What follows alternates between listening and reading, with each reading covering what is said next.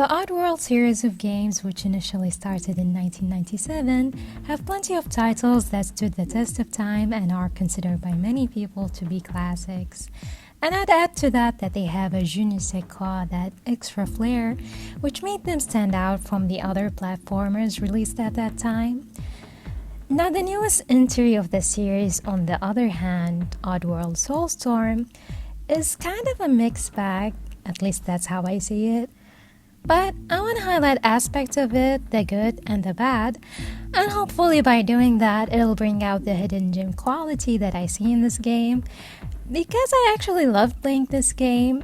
Other times, in certain sections at least, I hated playing it.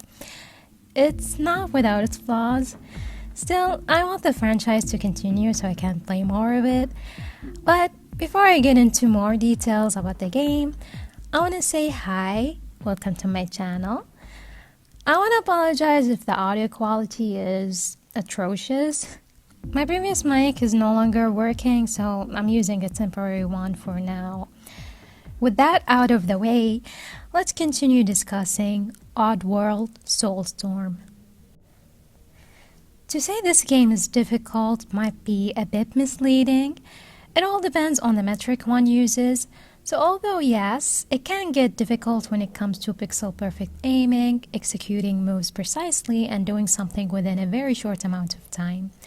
However, in my opinion, that's kind of standard platforming, plus there aren't any tricky or combo moves here.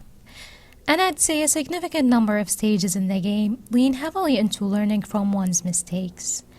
Therefore, from that angle, I don't personally consider it to be difficult.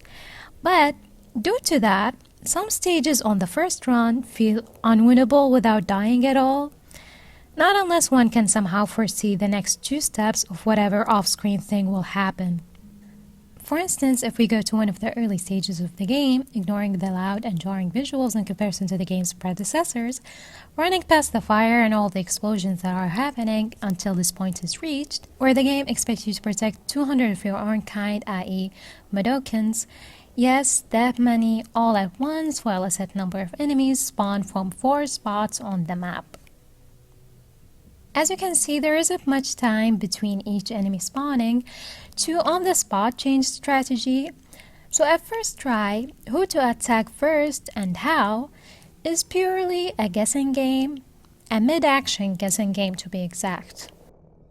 But yeah, from trying to memorize enemies' pattern who'll come out first and replaying the stage an unspecified number of times, I've learned that there is one easy and simple solution to this section. Honestly, even after figuring out the correct way to handle that, I still hate sections like these. Yes, there are more of them. For me, they were more frustrating than they were fun because there is very little room for error. So what I found to be challenging was not letting myself be too irritated or be too enraged. Because when the game is being the game that it should be, I can't help but smile from ear to ear, like a sane person would. It's just these small irksome parts that spoil the fun for me. Thankfully, not every area requires repeat plays and pattern memorizing. In some sections, a reasonable number of the obstacles in the map can be seen.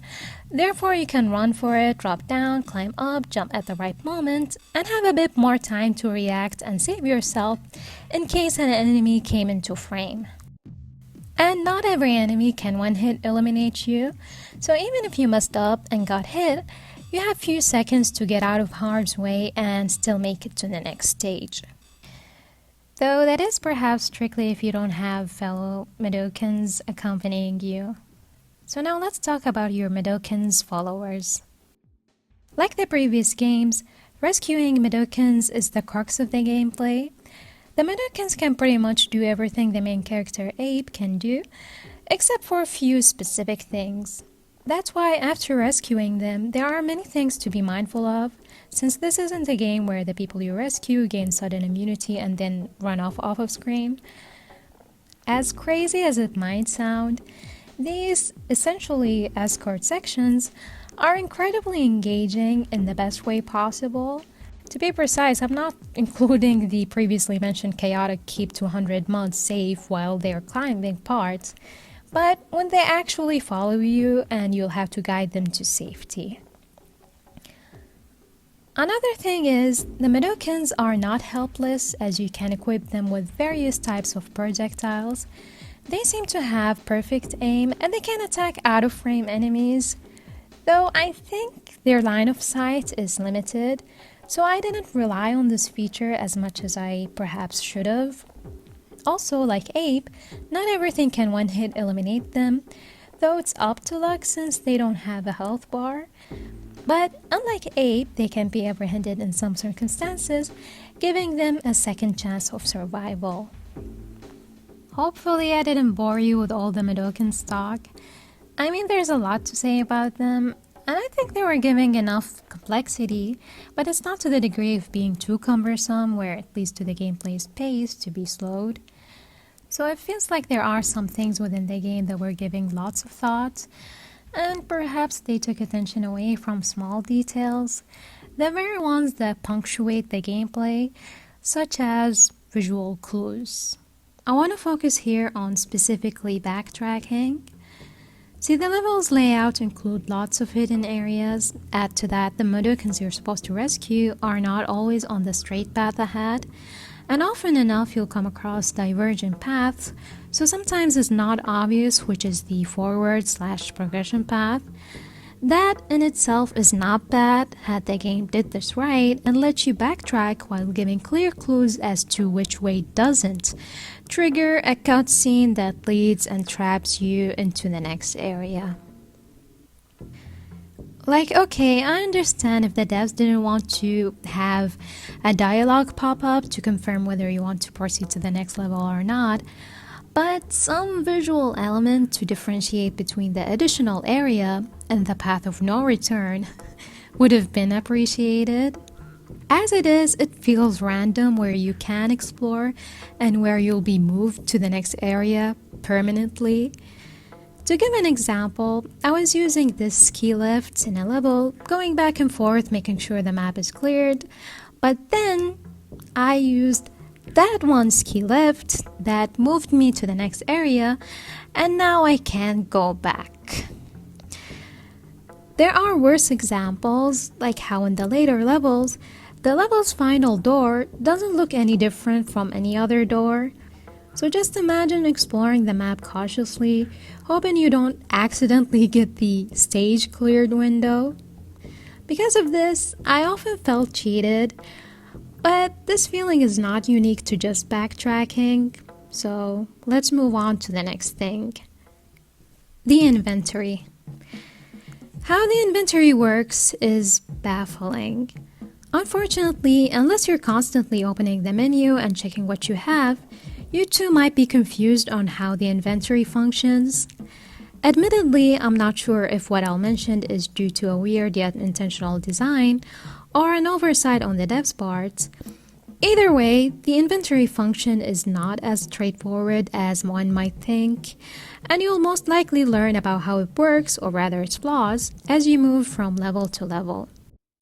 So throughout any level, there are numerous supplies you can gather and from which you can craft tools needed to progress in the game. At the end of a level, whatever is left from the crafting materials you've been collecting will carry over to the next level. Other times, you start with 0 things in your inventory, regardless of what you've collected prior. What determines when things carry over and when they don't? I don't know. Additionally, what carries over is the crafting materials, not what you've crafted. So if you've been carelessly crafting away, there goes all your supplies.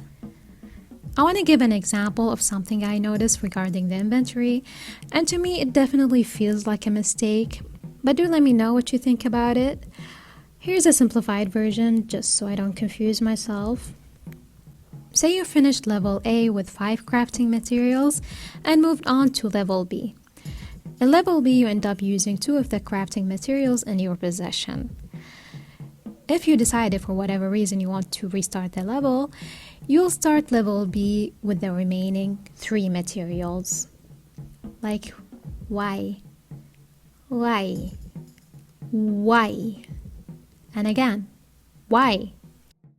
Keep in mind supplies are often sparse, so having supplies considerably increases or decreases a level's difficulty.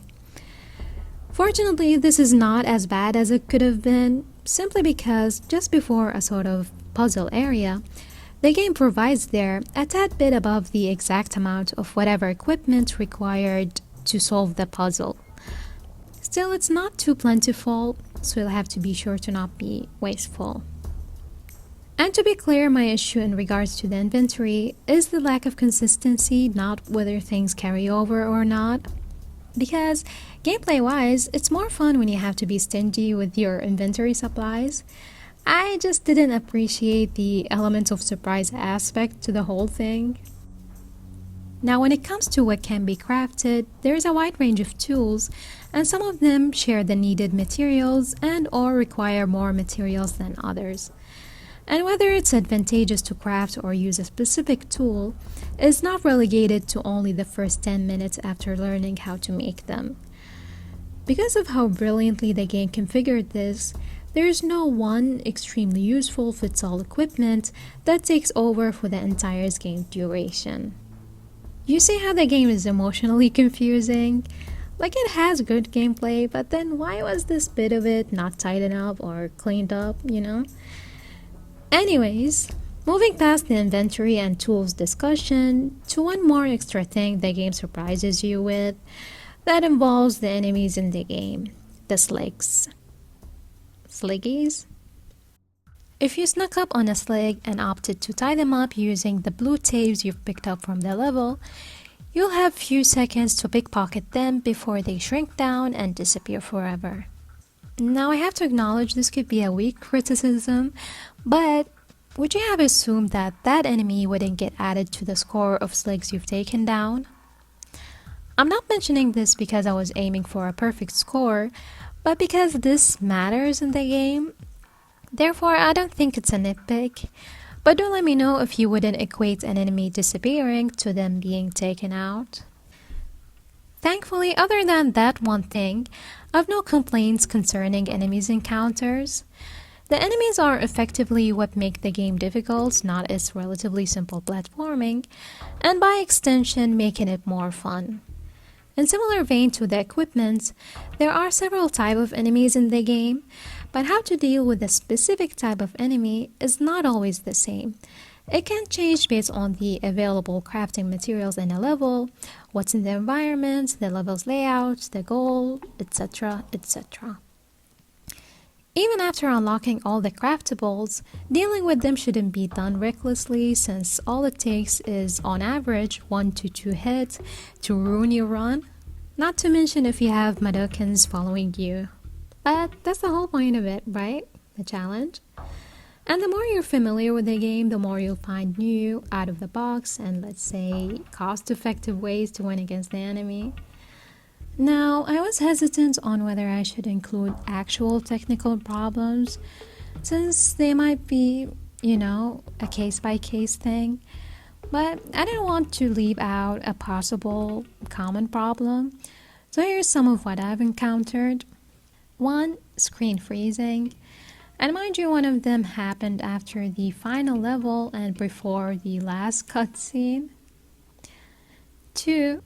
Madokans walking into a wall and getting stuck inside it permanently. This might be my fault for walking too closely to a wall and commanding them to stay close. But yeah, this can happen. 3. A moving platform changed the range of its repeated path, making trying to reach it an unsurvivable leap.